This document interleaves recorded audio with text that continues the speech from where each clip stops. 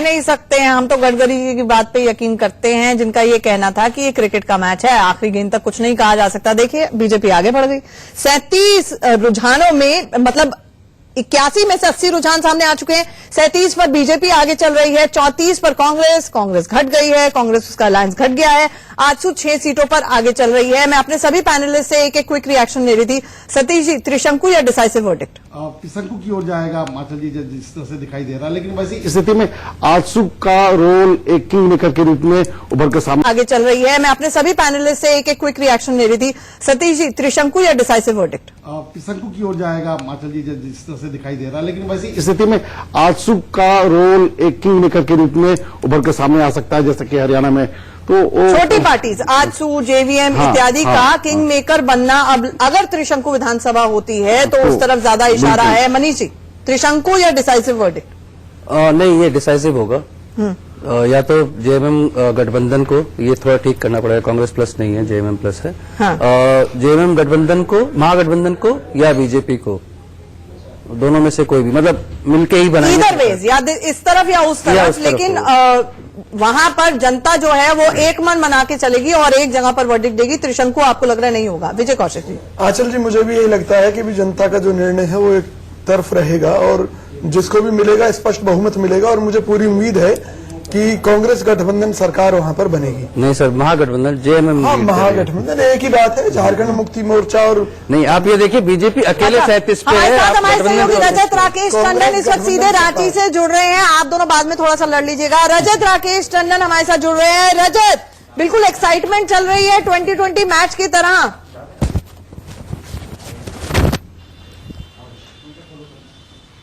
बिल्कुल, देखिए ऊपर और नीचे का गेम जो है वो 2020 मैच की तरह चल रहा है। इसीलिए शायद जो बड़े लीडर्स हैं यहां पर रांची में पार्टीज के, वो घर से या होटलों से बाहर नहीं निकले हैं।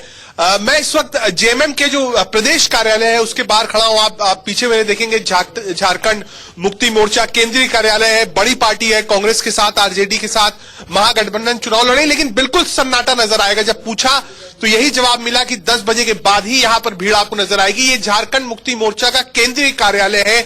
बड़ी पार्टी जो चुनाव लड़ रही है बीजेपी के खिलाफ कांग्रेस के साथ अलायंस में, लेकिन आप ये दफ्तर देखेंगे, अंदर बाकायदा होर्डिंग्स है, सब कुछ तैयार है, लेकिन अभी फिलहाल हेमंत सोरेन या फिर पार्टी का कोई भी बड़ा नेता यहां पर नहीं आया है। तो बड़ी वजह यही है न आने की कि लोग अभी इंतजार कर रहे हैं कि ये जो कशमकश की स्थिति है, किस तरीके से रुझान आ रहे हैं, किस तरीके से सीटों में तब्दील होते हैं, क्या क्लियर मैंडेट किसी को मिलता है, नहीं मिलता है, क्या और जो दल है आजसू हो या बाबूलाल मरांडी हो, इंडिपेंडेंट्स हो, इनके साथ सरकार बनाने की कवायद शुरू होती है।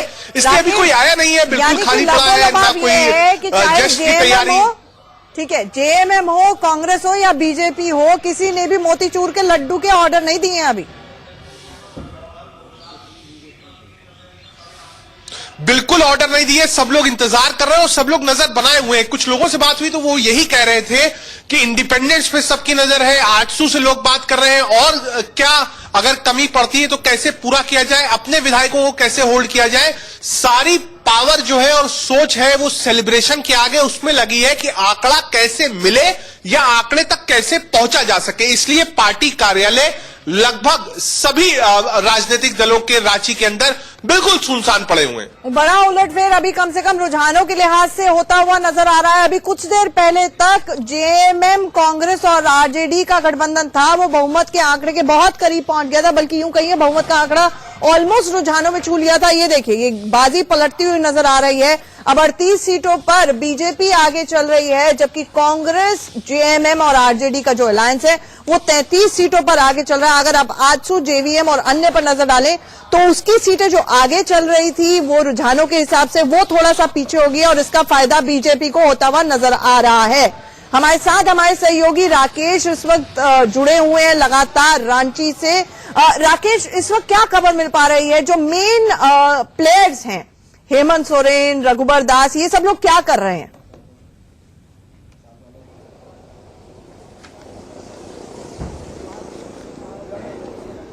पे भी एक टफ फाइट थी जो लगातार चर्चा में थी, लेकिन फिलहाल वो आगे चल रहे हैं। रघुबर दास, हेमंत सोरेन, शिबू सोरेन की आप बात करिए तो वो लोग वो लोग फिलहाल अपने घर पे हैं और लगातार नेताओं के टच पे हैं और टेलीविजन स्क्रीन पे इंतजार कर रहे हैं कि मैजिक फिगर्स आए।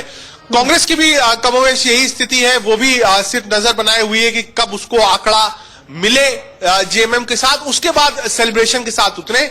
तो फिलहाल सन्नाटा है क्योंकि जो रुझान आ रहे हैं वो अप एंड डाउन है।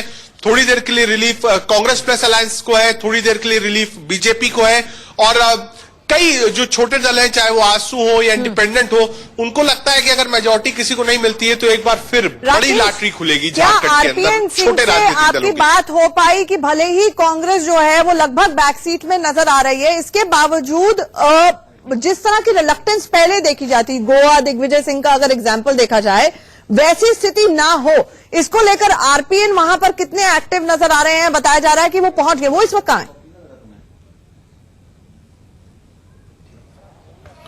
देखिए, आरपीएन सिंह कल देर शाम की फ्लाइट से रांची पहुंच चुके हैं और बाकायदा अपनी टीम के साथ वो पूरे रांची पहुंचे हैं।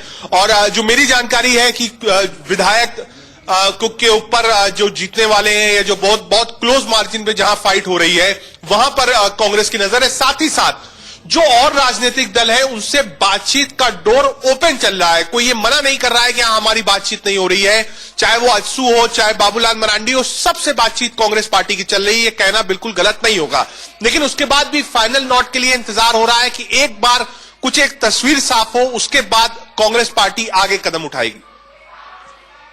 शायद मैंने ही गलत पूछ लिया था आपसे सवाल। मैंने पूछा कि मोतीचूर के लड्डू किसने ऑर्डर किए। सवाल ये पूछना चाहिए कि रिजॉर्ट पे बुकिंग कहां कहां पर कौन कौन करा रहा है?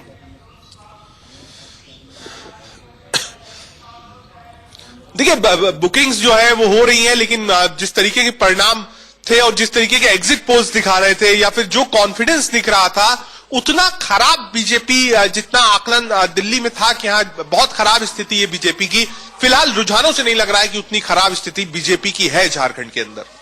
अभी देखते हैं हम, ये आंकड़ा जो है लगातार बदल रहा है, इसलिए ज्यादा एक्साइटमेंट, खुश होने की जरूरत नहीं है, ज्यादा दुखी होने की जरूरत नहीं है, पता चल जाएगा। हमारी उम्मीद और प्रार्थनाएं यही है कि झारखंड को एक स्थायी, स्थिर और अच्छी सरकार मिले, जो कि आज नतीजा आ जाए। हमारे साथ इस दौरान एक तो सबसे पहले मेरे सहयोगी राकेश पांडे जुड़ गए हैं, साथ ही साथ हमारे साथ शिवम विज जी जुड़ गए हैं जो कि प्रवक्ता हैं बीजेपी के। राकेश, कुछ पूछना चाहेंगे आप? पहले तो एक तो हंच बताइए, हम जो भी जुड़ रहे हैं हमसे सबसे पहले ये पूछ रहे हैं कि क्या लग रहा है, डिसाइसिव वर्डिक्ट या त्रिशंकु?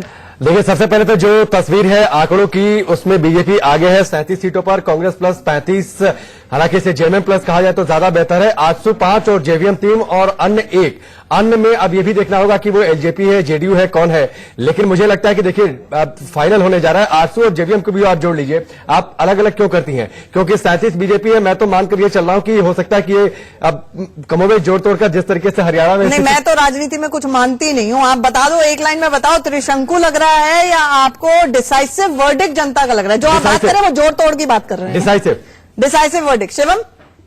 डिसाइसिव ही लग रहा है, मुझे लगता है आने वाले जो खास तौर पे 16 तारीख को वहां पर जो वोटिंग हुई है, आपने बैतो साहब और बाबूलाल मरांडी को पहले ही फ्रेंडशिप रिक्वेस्ट भेजनी शुरू कर दी है कल से, क्योंकि आपको अंदर से एग्जिट पोल ने डरा दिया। ऐसा तो मुझे और मेरे पास कोई ऐसी जानकारी नहीं है, लेकिन इतना जरूर है कि हाँ डिसाइसिव ही होगा।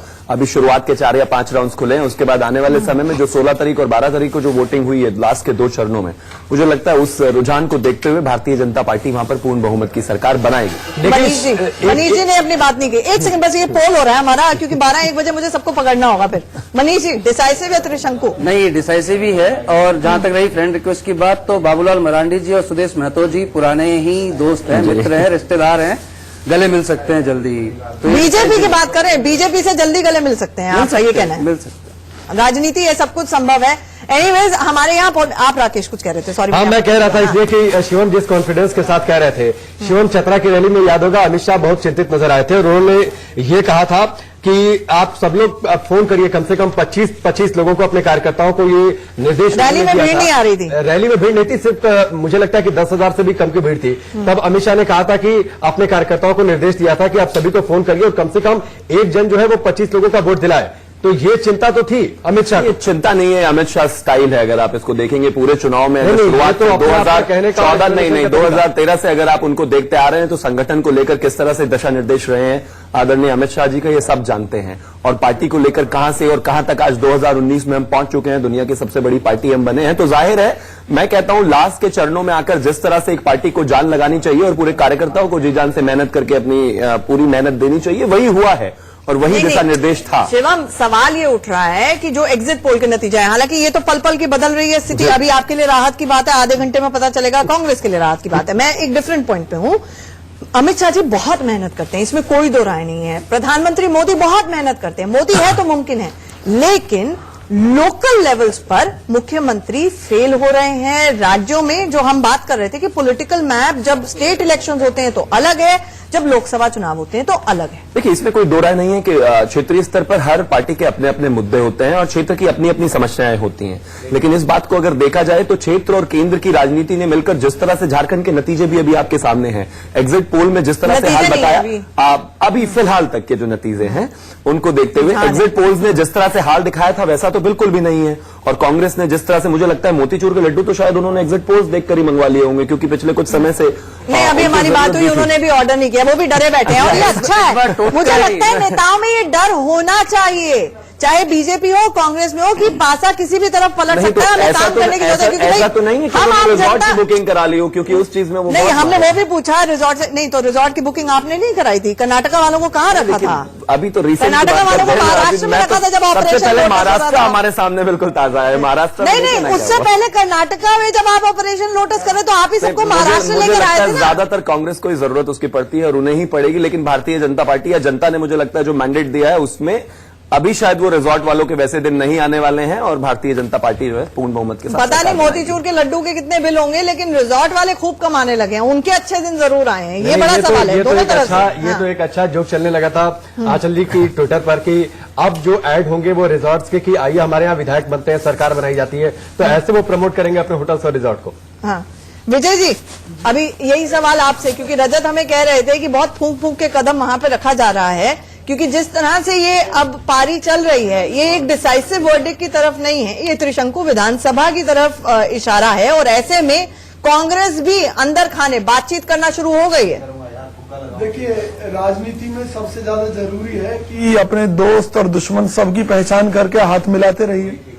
कब कहाँ दुश्मनों के साथ ही मित्रता निभानी पड़े राजनीति में, और सरकार बनाने के लिए जरूरी है कि अगर त्रिशंकु वाली स्थिति आती है, कुल मिला के कांग्रेस की स्थिति ये है कि दुश्मन नंबर 1 बीजेपी है, उसके बाद जो भी हो हर एक को दोस्त बना सकते हैं, दुश्मन को दूर रखने के। देखिए, भाजपा का केंद्रीय नेतृत्व जिस तरह से राजनीति में दुश्मनी की परिभाषा को परिभाषित कर रहा है, ऐसी मिसाल कहीं नहीं मिलती।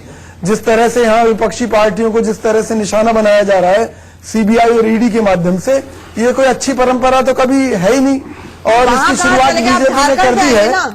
जी, झारखंड पे आइए ना। देखिए, मैं झारखंड पर ही आ रहा हूं। निश्चित तौर पर कांग्रेस ने जिन मुद्दों पर झारखंड मुक्ति मोर्चा के साथ चुनाव लड़ा है, हम उन सभी वादों पर खरे उतरेंगे और हमें पूरी उम्मीद है। कौन कौन मुद्दे थे? कांग्रेस कौन से मुद्दे थे? किन मुद्दों पर आपने समझौता किया?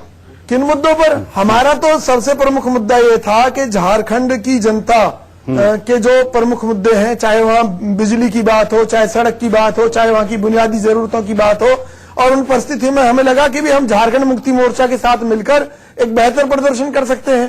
5 सालों में सड़कों की जान बिछा दी है। हमें उम्मीद और जो अपेक्षा थी उस अपेक्षा के अनुरूप सभी रिजल्ट आ रहे हैं और अंतिम तक भारतीय जनता पार्टी, मैं शुरू से ही बोल रहा हूं कि 50 सीट से ऊपर भारतीय जनता पार्टी की सीटें हासिल होंगी।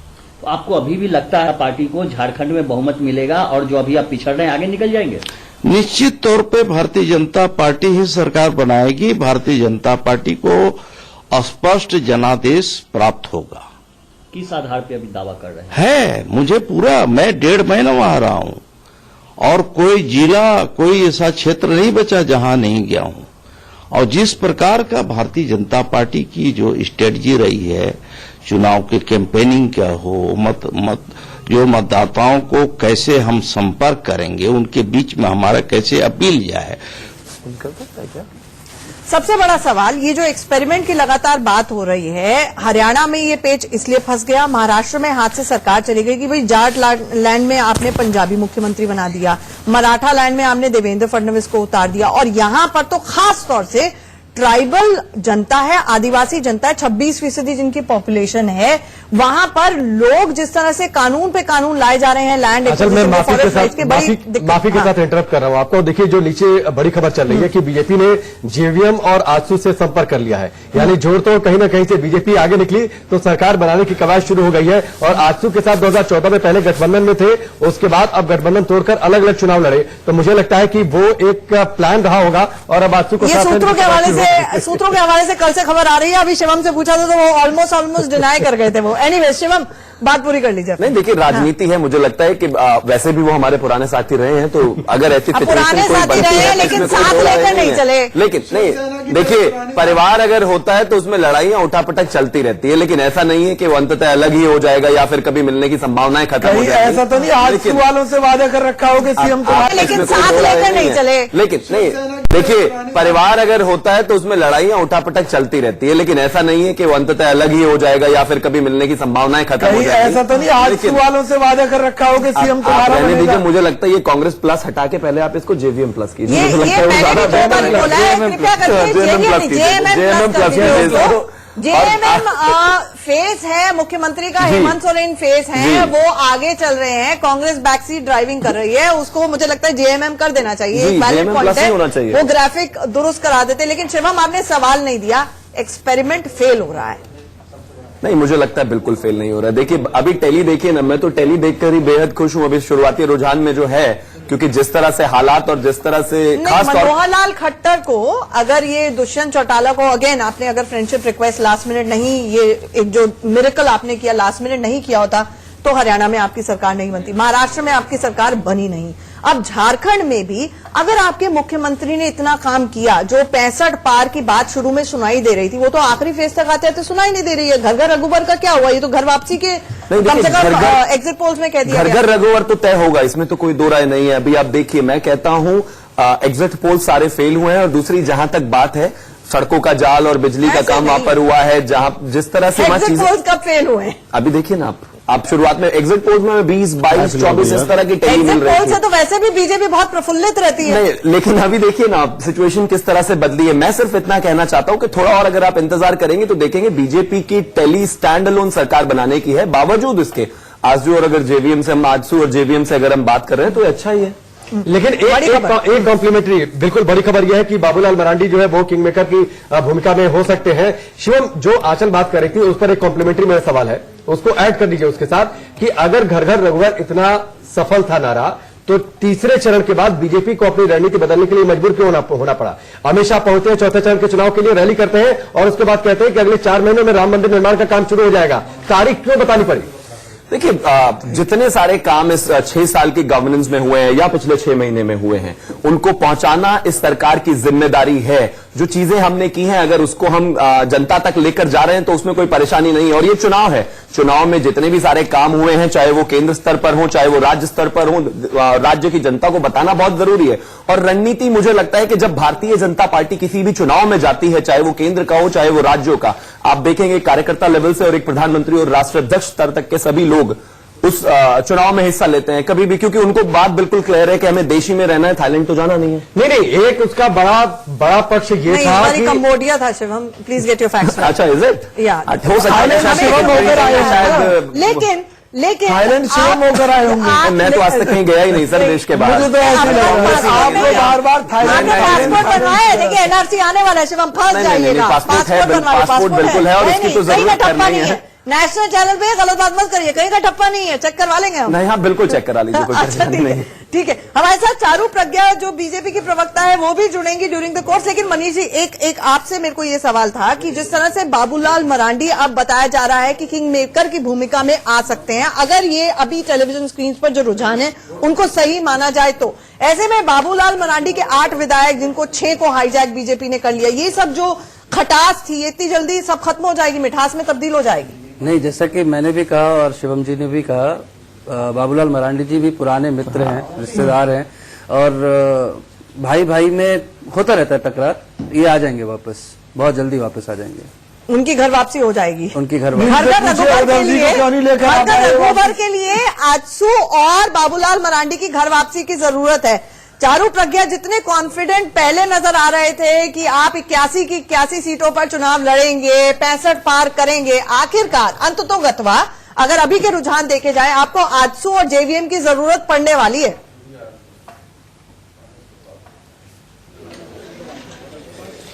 देखिए, गुड मॉर्निंग। सबसे पहले तो हमें ये याद रखना चाहिए कि चुनाव में अलायंसेस होना कोई गलत बात नहीं है। कोई अलायंस प्री पोल करता है, कोई अलायंस पोस्ट पोल करता है। और जहां तक पिछले 5 साल में झारखंड की सरकार की बात है, पहली बार ही झारखंड को ऐसी सरकार मिली है जो 5 साल चली है। तो रघुबर जी से पहले तो झारखंड में कोई सरकार पूरा टर्म कंप्लीट कर ही नहीं पाई थी।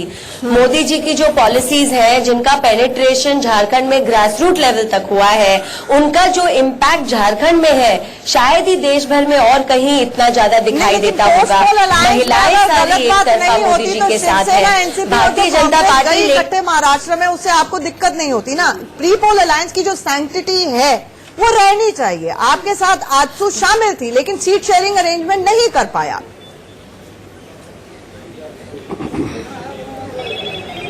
नहीं, देखिए, हम जब अलायंसेस की बात करते हैं, एक बात हमको याद रखनी चाहिए कि अलायंसेस के लिए एक कॉमन ग्राउंड होना चाहिए।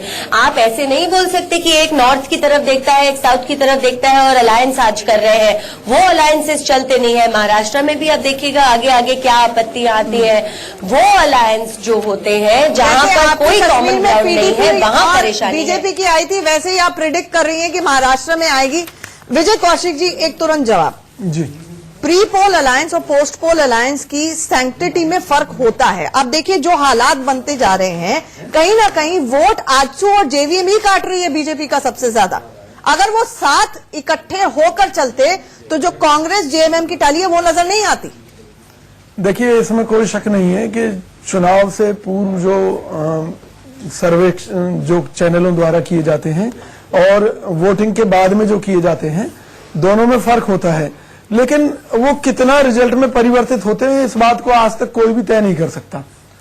इस बात को तो जनता ही जानती है कि उन्हें किन की सरकार बनानी है और किन मुद्दों पर उन्होंने किस पार्टी को चुना है। लेकिन इतना तय है कि ये जो इनके जो दावे थे 65 पार और ये वो सब फेल होने के कगार पर हैं। और कहीं ना कहीं जो केंद्रीय नेतृत्व ने, भाजपा के केंद्रीय नेतृत्व ने वहां पर केंद्रीय मुद्दों के ऊपर वहां पर जीत हासिल करने का जो सपना देखा था 65 पार का, वो फ्लॉप हो चुका है और राज्य की जनता ने उन्हें नकार दिया है।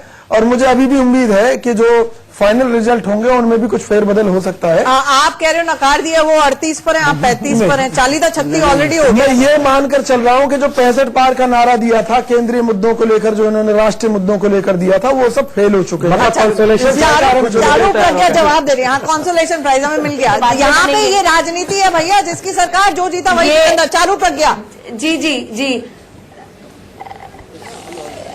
देखिए, दावों की बात जहां तक है आंचल जी, इनके राहुल गांधी तो प्रधानमंत्री बनने वाले थे, उनके दावों का क्या हुआ? आज भी विदेश में बैठ के ट्वीट करके झूठ फैला सकते हैं, लेकिन जनता का हालचाल नहीं पूछ सकते। प्रोटेस्ट करो तो कम से कम शांतिपूर्वक करो।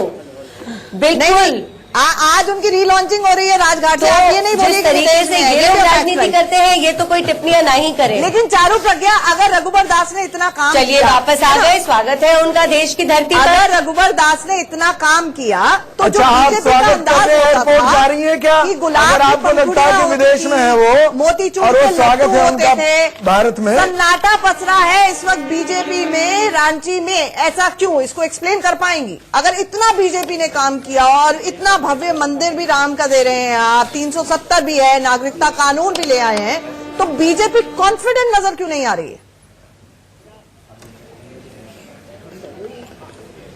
देखिए, सबसे पहली बात तो यह है कि अभी तक हम सिर्फ रुझान देख रहे हैं, इलेक्शन के रिजल्ट हमारी टेबल पर आकर रखे नहीं गए हैं। इलेक्शन किसी भी तरफ जा सकता है। और मैंने जैसा आपको कहा, पोस्ट पोल अलायंसेस के अभी सारे विकल्प हमारे लिए खुले हुए हैं। उसके अलावा जहां तक इलेक्शन प्रोमिसेस की बात है, 90% से ज्यादा जो हमने 2014 में वादे किए थे वो बीजेपी ने निभाए हैं। जैसा मैंने कहा, ग्रास रूट लेवल तक डेवलपमेंट पहुंचाने का काम रघुबर सरकार ने किया है। लेकिन कभी कभी नेशनल इलेक्शंस में, असेंबली इलेक्शंस में अलग अलग मुद्दों पे इलेक्शंस लड़े जाते हैं। खत्म हो गया, जय हिंद कर दीजिए, उसको छोड़िए। लेकिन विजय कौशिक, अगर महाराष्ट्र के एग्जाम्पल को हटा दिया जाए, नहीं, कैंपेन खत्म हो गया है लेकिन मुद्दे तो खत्म नहीं होते हैं ना। भी सरकार बना ली, अगर महाराष्ट्र के एकमात्र एग्जाम्पल को, फर्स्ट मूवर्स एडवांटेज को, और आपने जिस तरह से जैसे तैसे सरकार बना ली, अगर उसको हटा दिया जाए, जब भी त्रिशंकु विधानसभा की इस तरह की स्थिति सामने आती है, बीजेपी हमेशा मात देती है कांग्रेस को। देखिए, बीजेपी सत्ता का दुरुपयोग करके अपने मंसूबों को अंजाम दे रही है। आज इनके पास धन, बल, सारी चीजें हैं। इसके अलावा विरोधियों को धमकी देने का हथियार इनके पास है, सीबीआई और ईडी। तो जिसको भी चाहते हैं अपने हिसाब से कंट्रोल कर लेते हैं। ये इसमें मैं मानता हूँ। आपने ईवीएम लिस्ट में नहीं जोड़ा, विजय कौशिक जी, ईवीएम लिस्ट में नहीं जोड़ा। बाद में आएगा ना जब आप देखिएगा। ईवीएम को लेकर हमारी पार्टी स्पष्ट कर चुकी है कि आज भी ईवीएम के ऊपर हमारा संदेह खत्म नहीं हुआ है, निश्चित तौर पर। लेकिन सवाल ईवीएम को अपनाया गया, वहाँ पर बाद में ईवीएम को नकार दिया गया। जीत जाएंगे उसके बाद बोलेंगे ईवीएम में आपत्ति थी। बहन जी, आप ये बताइए, आप राहुल गांधी जी को रिसीव करके ला रही हैं, नहीं ला रही हैं? आप मेरे सवाल का जवाब दीजिए ना। आप पहले ये बताइए, आपके मुताबिक राहुल गांधी जी विदेश में हैं और आप स्वागत कर रही थी उनका, ईवीएम पे प्रश्न, तो क्या आप एयरपोर्ट से बोल रही हैं? मेरा क्या लेना देना राहुल गांधी से? एयरपोर्ट पर राहुल गांधी जी को रिसीव करके ला रही हैं? नेता देश में ही रहते हैं, हमें ये सब परेशानी नहीं है। देखिए बहन जी, मेरा क्या लेना देना आपके राहुल गांधी से? शर्म आती है सोच के कि हमारे देश में ऐसे ऐसे नेता भी हैं, अपनी आपको शर्म आती है? जनता को आपको शर्म आती है? क्या आप कांग्रेस की कार्यकर्ता हैं या भाजपा की कार्यकर्ता हैं? आप शर्म क्यों महसूस कर रही हैं भाजपा में रहकर? नहीं, मैं आपकी पार्टी से मेरा कोई लेना देना नहीं है। नहीं, तो फिर आप किस बात की शर्म महसूस कर रही हैं? आपका लेना देना होना चाहिए, इसमें खुशी महसूस करेंगी आप। अरे कुछ भी हो, आपको राहुल गांधी जी के प्रति इस तरह के असभ्य शब्दों का इस्तेमाल नहीं करना चाहिए। पर्सपेक्टिव ले लेते हैं। आपकी पार्टी को जमीन पर काम कराइए ना। आप आज बेरोजगारी की हालत है, आज देश के हालात कहाँ है, कहाँ आप लोग देश को ले जा रहे हैं ना? देश साथ में जा रहा है ना सर, विजय कौशिक जी, देश साथ में जा रहा है ना। आप अगर उतना भी क्रेडिबल चेहरा नहीं दे पा रहे, एक ऑल्टरनेटिव विकल्प नहीं दे पा रहे, तो ये समस्या आपकी है। एक मिनट रुक जाइएगा। मनीष जी, आप ये कह रहे थे कि आपका जो हंच है, आपकी गट फीलिंग है, वो ये कहती है कि डिसाइसिव वर्डिक्ट होगा, लेकिन अभी की स्थिति बिल्कुल नेक टू नेक फाइट चल रही है। बीजेपी 37 पर, कांग्रेस 36 रुझानों में आगे चल रही है। जब इस तरह की स्थिति होती है, बीजेपी को मात ही नहीं दे सकती है कांग्रेस। नहीं, अभी भी आप समीकरण वही है जो अभी थे मौजूदा सरकार में। 37 + 5 42, 37 + 5 80। तो अलायंस घर में तो सीटें हैं उतनी इनके पास, अभी रुझान की अगर बात करें तो, प्लस बीजेपी इकलौती सबसे बड़ी पार्टी बन के निकल रही। राजीव रंजन जी, ये जो रुझान आ रहे हैं, क्या कहेंगे झारखंड के रुझान पे? देखिए, रुझानों पर प्रतिक्रिया देने का अभी उचित वक्त नहीं है। हमें परिणाम की प्रतीक्षा करनी चाहिए, और ये तो कम से कम आधे राउंड्स पूरे हो जाए, तब हम ये कह सकते हैं कि वास्तविक परिणाम वहां क्या होंगे, या वास्तविक परिणाम के करीब क्या निष्कर्ष निकल सकते हैं। इसलिए अभी इंतजार कीजिए, परिणाम आने दीजिए। लेकिन जो एग्जिट पोल था उसमें इतर एकदम ये ट्रेंड देखने को मिल रहा है। देखिए, एग्जिट पोल तो अपनी जगह पर है। वास्तविक तौर पर कई बार एग्जिट पोल के जो निष्कर्ष होते हैं उससे वास्तविक परिणाम अलग रहे हैं। तो हम ये कह सकते हैं कि झारखंड में जो नरेंद्र मोदी जी की सभाओं का असर है, जिस तरह से उन्होंने पूरे देश में एक ऐसा अद्भुत वातावरण बनाने की कोशिश की जिसका लगातार उनकी पार्टी को फायदा मिलता रहा है, तो हो सकता है झारखंड में भी भारतीय जनता पार्टी स्थानीय कारणों से बहुत अच्छा नहीं कर पा रही थी, लेकिन प्रधानमंत्री जी की सभाओं का असर हो सकता है वहां दिखे। आपकी पार्टी भी वहां लड़ी। तो सुना आपने राजीव रंजन को। शिवम, इतना सूझबूझ के फूंक फूंक के जवाब दे रहे हैं और आपके साथ नहीं गए, ऊपर से एलजेपी आपके साथ नहीं गई। वो तो मौसम वैज्ञानिक है, पासवान जी, तो कभी उनकी प्रेडिक्शन तो गलत ही नहीं निकलती है। तो ये खुद अपने आप में आपको डराता है थोड़ा? नहीं, बिल्कुल भी नहीं डराता। मुझे लगता है मौसम वैज्ञानिक भी हमेशा मौसम सही तरह से प्रिडिक्ट करे, वैसा जरूरी नहीं है। और इस बार तो IMD ने दिसंबर में सर्दियां गलत प्रिडिक्ट अभी तक के हालात में स्क्रीन आपके सामने है, तो जितने भी राउंड्स की अभी काउंटिंग हुई है उसके बाद सिचुएशन आपके सामने है। नहीं, लेकिन शिवम दिक्कत तो थी ना, क्योंकि अगर रैलियों की तुलना करिए 3 गुना कम रैलियां हुई हैं राहुल गांधी और प्रियंका गांधी की अगर बातचीत करें, और कुल 18 रैलियां की हैं, 60 जिलों को 60 सीटों को कवर किया अकेले अमित शाह और प्रधानमंत्री मोदी ने।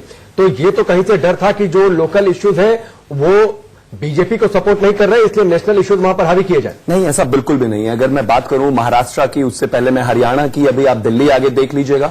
और मैं कहता हूं 14 के बाद से अगर आप स्ट्रैटेजी देखेंगे तो कहीं ना कहीं हमारे केंद्र नेतृत्व ने हर जगह रैली की है। आप अभी कह सकते हैं कि केंद्र के मुद्दों को लेकर देश में जाया जा रहा है या फिर राज्य के मुद्दों को दबाया जा रहा है, लेकिन ऐसा नहीं है। ये एक working style Bharatiya Janata party का हमेशा से अमित शाह जी की लीडरशिप में रहा है। देखिए, विरोधी क्या बोलते हैं मैं नहीं जानता, लेकिन मैंने जनता का झुकाव देखा है, जनता का प्यार और स्नेह भाजपा के प्रति देखा है, भाजपा सरकार के काम के प्रति देखा है।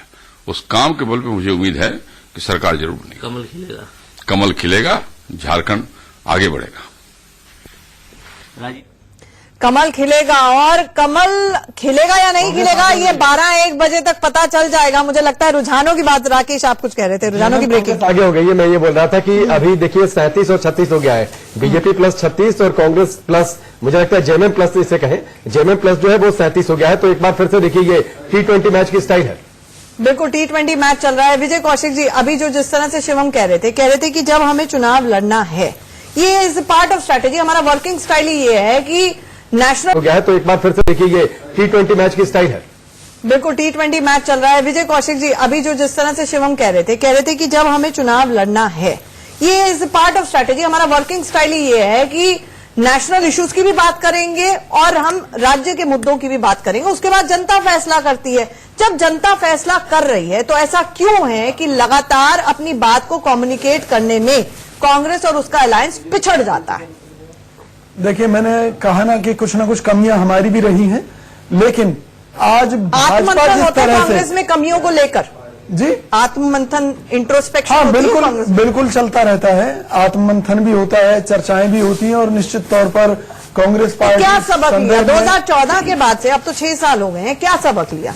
देखिए, आप देख रहे हैं कि जब से सोनिया गांधी जी ने दोबारा कमान संभाली है, एक नया परिवर्तन कांग्रेस में देखने को मिला। अच्छा, नया परिवर्तन है क्योंकि राहुल गांधी से संभल नहीं रहा।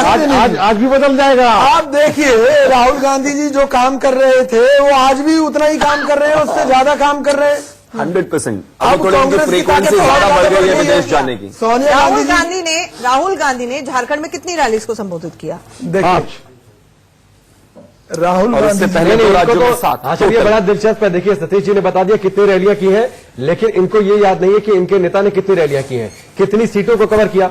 चलिए एक बार फिर से बता दीजिए। देखिए, मैं आपसे एक बड़ी सीधी सी बात कह रहा हूं कि राहुल गांधी जी ने गठबंधन का धर्म निभाते हुए जहां जहां गठबंधन के अनुसार उन्हें रैलियां करनी थी, उन्होंने की रैलियां।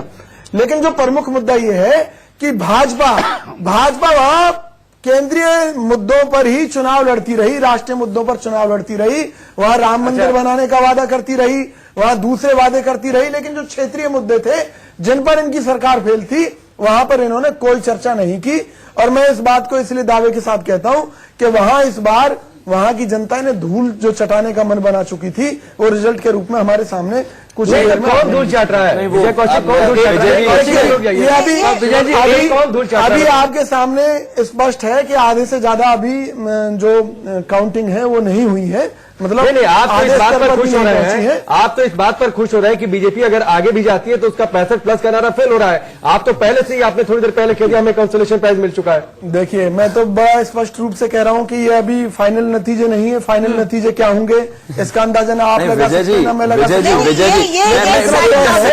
मैं 10 सेकंड। कंबोडिया में 1979 से रूलिंग पार्टी है सीपीपी। झारखंड में आपका कंबोडिया की सरकार से ही अलायंस था क्या? क्योंकि अलायंस के हिसाब से जितनी रैली करी थी उतनी कंबोडिया की बात करते हैं, कभी 5 टोटल यहाँ करी, 7 टोटल हरियाणा और महाराष्ट्र में करी। गठबंधन के धर्म में राहुल गांधी के लिए इतना काम कम क्यों आता है हिस्से में? शिवम, देखिए, गुरूर अच्छी बात नहीं, गुरूर नहीं है ये। सुनिए ना मेरी बात। झारखंड का स्पिल ओवर इफेक्ट, एक मिनट, झारखंड का स्पिल ओवर इफेक्ट बिहार में भी नजर आएगा। बिहार में आप लोग क्लैरिफाई कर चुके हैं कि नीतीश कुमार मुख्यमंत्री का चेहरा है, जब बताया जाएगा कितनी रैली करें देखिए, तो फिर बिल्कुल, आपको भी एडजस्टमेंट रैली की करनी होगी। एक पार्टी ये जो सारी इस चीजें देश में वैक्यूम में सब- नहीं होती। एक बड़ी बड़ी खबर, बड़ी खबर राकेश, बड़ी खबर। सुदेश महतो पीछे चल रहे हैं। आजसू के चीफ झारखंड में किंग मेकर बन सकते हैं बाबूलाल मरांडी। और हालांकि अभी 2 सीटें हैं जेवीएम के पास सिर्फ, और पहले मुख्यमंत्री राज्य के थे जब राज्य का गठन हुआ था, लेकिन 2014 का चुनाव इनके लिए बड़ा बुरा था। 2 सीटों पर थे और दोनों सीटें हार गए थे। एक बार फिर से अब किंग मेकर की स्थिति, लेकिन आजसू के पास, जिसके पास अकेले 5 सीटें आ रही हैं, और सरकार बनाने के लिए अगर यही रुझान नतीजों में कन्वर्ट होते हैं तो जाहिर सी बात है बिना आजसू और जेवीएम के अगली सरकार बनने नहीं जा रही है। और नहीं बनने जा रही तो अभी सुदेश महतो खुद पीछे चल रहे हैं। और ये भी एक बड़ी दिलचस्प बात है आंचल की, अब झारखंड राज्य बनने के बाद से अभी तक जितनी सरकारें बनी है, आगे पीछे किंतु परंतु परोक्ष या अपरोक्ष रूप से सुदेश महतो की उन सरकार में भूमिका रही है। यह भी एक बड़ा दिलचस्प पहलू है। तो विजय कौशिक, एक बात बताइए, इतना तो तय है कि आपको जरूरत पड़ेगी, बाबूलाल मरांडी से बातचीत चल रही है, आप भी किसी से बातचीत कर रहे हैं क्या? देखिए, पार्टी हाईकमान इस बारे में निर्णय लेता है और मुझे लगता है कि कहीं ना कहीं हमारी पार्टी के नेता अन्य दलों के नेताओं के संपर्क में भी हैं। अन्य दल कौन? इसमें आजसू और जेवीएम दोनों ही है। और मैं एक चीज और बड़ा स्पष्ट कर दूं कि अभी ये फाइनल नतीजे नहीं है। हमें अभी तक पूरी उम्मीद है कि हम अपने दम पर, यानी कि झारखंड मुक्ति मोर्चा और जो हमारा महागठबंधन है, नहीं मतलब आप जिस तरह से बात करें ना विजय कौशिक जी, ऐसा लग रहा है कि एचडी कुमारस्वामी का कर्नाटका का एक्सपेरिमेंट जो आपने दोहरा दिया फिर महाराष्ट्र के अंदर, और ये तीसरी बार कि चाहे आजसू हो चाहे बाबूलाल मरांडी हो, किसी को भी बना दो, बीजेपी को रोक दो, तो जीतना इतना जरूरी हो गया कांग्रेस के लिए। चलिए, स्पिरिट अपने आप में, इसके ऊपर क्या कहेंगी? प्रिया हमारे साथ जुड़ गई है, बीजेपी की प्रवक्ता। बीजेपी 35 सीटों पर रुझानों में है आगे, और कांग्रेस अलायंस जेएमएम का 38 सीटों पर। यह आंकड़ा लगातार बदल रहा है। पहली प्रतिक्रिया प्रिया आपकी?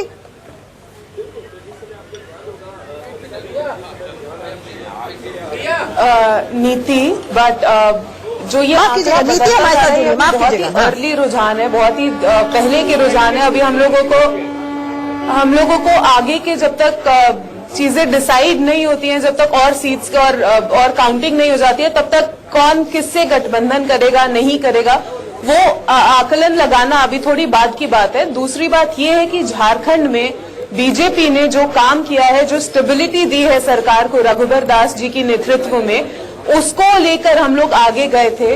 अभी कांग्रेस के मेरे भाई जो बोल रहे थे कि बीजेपी ने सिर्फ सेंट्रल एजेंडाज का बात किया, सर सेंट्रल में अगर बीजेपी है और जो काम वहां पर किए गए हैं तो उसका झारखंड को भी फर्क पड़ा है। जो झारखंड के अंदर बजटिंग और फंडिंग दी गई है, उससे भी वहां पर जो तरक्की हुई है और जो डेवलपमेंट हुई है, उसका भी वहां पर फर्क पड़ा है। और जो एक स्टेबिलिटी वहां पर आई है रघुबर दास जी की नेतृत्व में, उसको लेकर हम लोग आगे बढ़े। रघुबर दास जी के नेतृत्व में स्टेबिलिटी आई है, ये उन्होंने रिकॉर्ड बनाया 5 साल तक इकट्ठे सरकार चला के। मुझे 5 काम रघुबर दास के गिनवा दीजिए।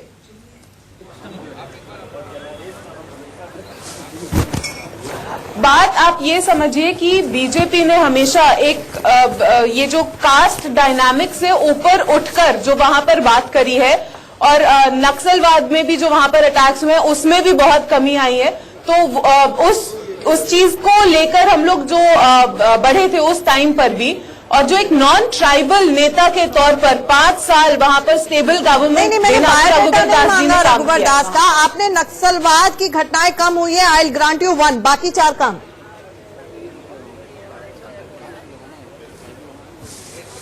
वहां पर बेसिक जो इंफ्रास्ट्रक्चर के भी काम है, मेरे पास स्क्रीन नहीं है, मुझे पता नहीं है बोल कौन रहा है, पर वहां पर जो इंफ्रास्ट्रक्चर के भी काम हुए हैं, वहां पर जो स्कूल्स के भी काम हुए हैं, वहां पर हेल्थ फैसिलिटीज भी वहां पर बढ़ाई गई हैं।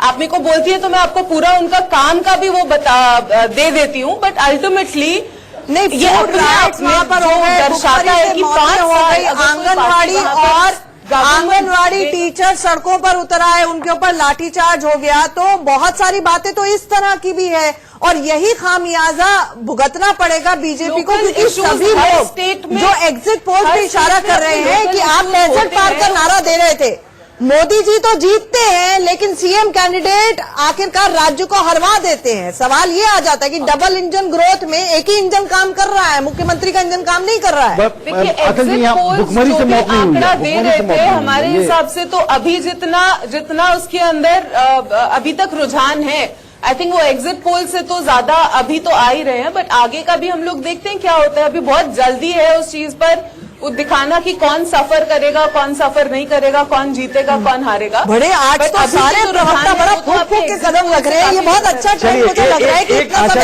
आपने 5 काम पूछे थे नीति, आप बहुत मुझे लगता है कि बहुत काम बहुत हुए हैं। नहीं बहुत जानकारी नहीं होगी। जिस हिसाब से आंचल जी पूछ रही थी उस हिसाब से जवाब तो नहीं आया, लेकिन चलिए अगर नीति अगर मान ले बहुत काम हुआ है, लेकिन पार्टी के अंदर इतना विरोध कैसे हो गया? चुनाव से पहले रघुवर दास को खुली छूट दी गई सीटों की, उसका नतीजा क्या निकला? पार्टी के अंदर टूट जैसी स्थिति, टूट तो नहीं कहेंगे लेकिन वैसी स्थिति हो गई। सरयू राय अकेले चले गए, वो सरयू राय जो लालू यादव, माफ कीजिएगा, राकेश कुमार सिंह हमारे साथ जुड़े, उनके साथ गेस्ट हैं एक्चुअली, तो हमें वहां जाना पड़ेगा। आप अपना सवाल जरूर कंटिन्यू कीजिएगा। Over to you Rakesh. देखिए आंचल, हमारे साथ बीजेपी झारखंड के सरप्रभारी रामविचार नेताम हैं। नेताम जी पिछले 1.5 महीने से लगातार झारखंड में डेरा डाले हुए थे। जिस तरह से झारखंड के जो अभी रुझान आ रहे हैं, अभी परिणाम नहीं आए हैं, लेकिन कांटे की टक्कर है। बीजेपी जिस तरह से आप लोग दावा कर रहे थे उसके अनुसार से रुझान नहीं आ रहे हैं। देखिए अभी तो शुरुआती दौर है। शुरुआत में जो रुझान आ रहे हैं, रुझान के आधार पे कहीं कहीं बराबरी का, कांटे का टक्कर दिखाई दे रहा है, लेकिन अंतिम मतगणना होने की स्थिति तक भारतीय जनता पार्टी स्पष्ट रूप से सरकार बनाने जा रही है और उसमें किसी प्रकार का हम अभी भी उम्मीद है कि मतलब स्पष्ट बहुमत मिलेगा आपको? निश्चित तौर पे बहुमत मिलेगा ही, क्योंकि जिस प्रकार से माइक्रो मैनेजमेंट के आधार पे भारतीय जनता पार्टी चुनाव लड़ी है और जिस प्रकार से लोगों का, हमारे टीम वर्क से जो काम करने वाले जो बड़ी टीम थी, उन सब ने जो मेहनत किया है, परिश्रम किया है, हमने भी झारखंड के सभी क्षेत्रों में दौरा प्रवास किया, उसके आधार पे हम कह सकते हैं कि भारतीय जनता पार्टी की सरकार बनने से कोई रोक नहीं सकता। क्या आपको अगर सीटें कम मिलती है तो जेवीएम की बात किया जाए, आजसू तो आपके सहयोगी थे सरकार में 2014 के, जो आपने भारी जीत दर्ज की थी, लेकिन क्या फिर से इनसे रास्ता खुला रखे? देखिए पहली बात तो यह है कि भारतीय जनता पार्टी की बहुमत आनी है और हमने किसी के साथ जो है संबंध तोड़ा नहीं है। हमने आजसू के साथ लोकसभा में मिलकर के चुनाव लड़ा, लेकिन विधानसभा में तो उन्होंने अकेले मैदान में उतार दिए। आपने भले ही सिल्ली में सुदेश महतो को के खिलाफ उम्मीदवार नहीं उतारा, लेकिन उन्होंने अकेले दम पर जो है चुनाव, वो समय परिस्थिति कुछ ऐसी रही होगी जिसके आधार पे वो अलग से चुनाव लड़े हैं। इसके बावजूद हमारे किसी प्रकार से कोई संबंध खराब नहीं रहे हैं और हम लोगों ने लोकसभा में मिलकर के चुनाव लड़ा है। अच्छा, सब बात कर रहे हैं जेबीएम की, बाबूलाल मरांडी की पार्टी की, क्या उनसे भी बातचीत आपने शुरू किया है? देखिए अभी तो हमारी वो स्थिति अभी नहीं है। हम लोग भारतीय जनता पार्टी की सरकार बने और इस दिशा में अपनी सोच चल रही है। नहीं, अगर सीटों की संख्या कम होती है नेताम साहब, तो क्या जेबीएम से भी बातचीत? देखिए सीट कम होने के तो कोई सवाल ही नहीं है जी। सीट कम नहीं होंगे, हमारी सरकार बनेगी। इब्तदाई होता है क्या, आगे आगे देखिए होता है क्या, तो कॉन्फिडेंस कहीं ना कहीं है या नहीं है, या दिखाने की कोशिश है? अभी तक जितने प्रवक्ता सारी पार्टियों के एक की बात नहीं कर रहे हैं, सब फूक फूक कर कदम रख रहे हैं। राकेश, आप बहुत इंपॉर्टेंट सवाल पूछ रहे थे। एक तो जिनसे मैं सवाल पूछ रहा था वो शायद पैनल पर है नहीं, नीति उठकर चली गई है। सवाल मैं उन्हीं से कर रहा था क्योंकि जिस तरीके से पार्टी के अंदर विरोध की स्थिति पैदा हो गई। लेकिन इस बार एक बार फिर से देखिए टैली पर, हाँ मैं शिवम से पूछूंगा, लेकिन एक बार फिर से टैली में जो तस्वीर है वो बदली है। बीजेपी 33 पर आ गई है, जेएमएम प्लस कांग्रेस प्लस जो है वो 40 पर आ गए हैं, 806 है और इसके साथ ही जेवीएम 2 है। यानी इतना तो तय है कि अगर बीजेपी इस स्थिति में आती है कि वो सरकार बनाए तो बिना जेवीएम और आजसू के उसकी सरकार नहीं बनने वाली है। जो शिवम, मैं जो नीति से सवाल कर रहा था वो सवाल मैं आपसे ले लेता हूं। सरजू राय को टिकट नहीं मिला। सरजू राय जो भ्रष्टाचार के खिलाफ लड़ाई में एक बड़ा चेहरा रहे, लालू यादव के खिलाफ उन्होंने आवाज बुलंद की, चारा घोटाले को अंजाम तक पहुंचाने में, सजा दिलवाने में बड़ी भूमिका रही, उनको दरकिनार कर दिया गया सिर्फ रघुवर दास के कहने पर। यह गलती हुई है बीजेपी से? देखिए, मुझे लगता है सरयू राय की आज भी पार्टी सम्मान करती है, लेकिन जिस तरह से उन्होंने निर्दलीय खड़ा होने का फैसला किया मुख्यमंत्री के खिलाफ, तो उसको देखते हुए पार्टी ने उनको 6 साल के लिए निष्कासित किया। जहां तक बात डिसीजंस की है, पार्टी की कोर कमेटी मिल बैठकर और क्षेत्रीय कोर कमेटी खासतौर पर मिल बैठकर उस पर निर्णय लेती है। और सरयू राय का मैं कहूंगा पार्टी तो चाहती थी कि वो हमेशा साथ रहे, लेकिन जिस तरह से एक संदेश ये जाता है, देखिए अलग अलग स्टेट्स में शिवम जो संदेश गया कि आप अपनों को संभाल कर नहीं रख पाए, चाहे मैं हरियाणा की बातचीत करूं, चाहे महाराष्ट्र की बात करूं, आपके बरसों के साथ ही एरोगेंस साढ़े आगे आपके बरसों के साथ ही शिवसेना ने साथ छोड़ दिया। यहां पर सरजू राय हो गए, इतना बड़ा चेहरा, क्यों आप उसे अपने साथ संभाल कर नहीं रख पाए, क्यों आप उन्हें संतुष्ट नहीं रख पाए? आजसू जो अलग जाकर चुनाव लड़ी, अभी देखिए बिना आजसू के आपकी सरकार फिलहाल की स्थिति में नहीं बनेगी। अच्छा ठीक है, राकेश जवाब देने दो शिवम को। मुझे लगता है समय समय पर हर स्टेट की सिचुएशंस अलग होती हैं। अगर आप शिवसेना की बात करें, वो भी एक अलग सिचुएशन थी। अगर आप महत्वाकांक्षा की पराकाष्ठा पार कर जाएंगे और आपको सिर्फ यही है कि हमें चीफ मिनिस्टर बनना ही है, तो उस सिचुएशन में कोई भी आपको नहीं रोक सकता। वो ये कह रहे थे कि मंदिर के अंदर बाल ठाकरे जी के कमरे के अंदर ये आपने विश्वास दिलाया था कि अगला मुख्यमंत्री शिवसेना तो फिर वो अगर हमने कमरे के अंदर दिलवाया था तो वो स्टेज के पीछे से बैठ के कम से कम और भी कुछ नहीं तो प्रेस कॉन्फ्रेंस तो कर ही सकते थे। मुझे लगता है संजय राउत जी ने उन दिनों में करीब 70-80 बार पत्रकारों से बात की, लेकिन कभी खुलकर नहीं बोला। आपने महत्वाकांक्षा की बात कही, किसके पास महत्वाकांक्षा नहीं होती है? राजनीति में अगर कोई जाता है, कोई कार्यकर्ता है, वो इसलिए अपने नेता के पीछे कि कल को वो विधायक बनेगा, विधायक इसलिए बड़े नेता के पीछे है कि कल को वो सीएम बनेगा, सीएम इसलिए आगे बढ़ता है कि वो केंद्र में पहुंचे। जो महत्वाकांक्षा की बात कही, किसके पास महत्वाकांक्षा नहीं होती है? राजनीति में अगर कोई जाता है, कोई कार्यकर्ता है, वो इसलिए अपने नेता के पीछे है कि कल को वो विधायक बनेगा, विधायक इसलिए बड़े नेता के पीछे है कि कल को वो सीएम बनेगा, सीएम इसलिए आगे बढ़ता है कि वो केंद्र में पहुंचे। जो केंद्र में एमपी है, वो इसलिए बढ़ता है कि कल को हो सकता है उसके प्रधानमंत्री बनने की टिकट मिले। मेरे पास पौने 5 साल के सामना रखे हुए, मुझे नहीं पता था कि आपका ये सवाल मेरे पास आएगा, नहीं तो मैं उनकी कटिंग्स भी जरूर लेके आता। पौने 5 साल एक पार्टी ने जिस तरह से अलायंस में होते हुए भारतीय जनता पार्टी सरकार को गालियां दी नहीं, अब आप ऐसे स्लिप होकर नहीं जा सकते। जिस तरह से गालियां दी, बावजूद उसके बावजूद इसका केंद्रीय नेतृत्व उनसे मिला और मिलने के बाद उनसे बात की, बनना चाहे तो उसे दरकिनार किया जाएगा? नहीं, बिल्कुल दरकिनार नहीं किया जाएगा, लेकिन बात सिर्फ इतनी है कि पार्टी जो टिकट देती है वो उन लोगों को देती है वो जो जीत कर आ सके। सभी वरिष्ठ नेताओं का भी सम्मान है, सरयू राय का भी सम्मान है, लेकिन सिचुएशन को देखते हुए अगर भारतीय जनता पार्टी की मतलब पार्टी ने अगर उनको टिकट नहीं दिया था तो मुझे लगता है कि शायद उनको इंतजार करना चाहिए था, पार्टी उनके लिए बेहतर विकल्प ढूंढती। लेकिन जो हुआ, मुझे लगता है आज रिजल्ट्स आपके सामने हैं, उतना ज्यादा नुकसान हमें नहीं है। मैं कहता हूं हम सरकार अभी भी बना रहे हैं। सरकार अभी भी बना रहे हैं, कैसे बना रहे हैं? ये मैजिक फिगर तक आप कैसे पहुंचेंगे, ये बड़ा सवाल है। खरीद फरोख्त करने के लिए तैयार है भाजपा, और वहां किसी भी कीमत पर ये विधायकों को आपको तो चिंता की बात नहीं है ना विजय कौशिक जी? आपकी तो सरकार वैसे ही बन रही है। अभी थोड़ी देर पहले तक आप सरकार बना ही रहे थे, बहुमत का आंकड़ा आप छूने जा रहे थे, रुझानों में कॉन्फिडेंस नजर आ रहे थे। खरीद फरोख्त का क्या करना है? आपको चिंता क्यों है? बीजेपी अगर इन विपरीत परिस्थितियों में भी दावा कर रही है, इसका मतलब इन्होंने काफी नोट संभाल कर रखे हैं वहां पर खर्चा करने के लिए। इसका मतलब ये है कि खरीदेंगे। नहीं, इसका मतलब ये है कि हमारे प्रधानमंत्री है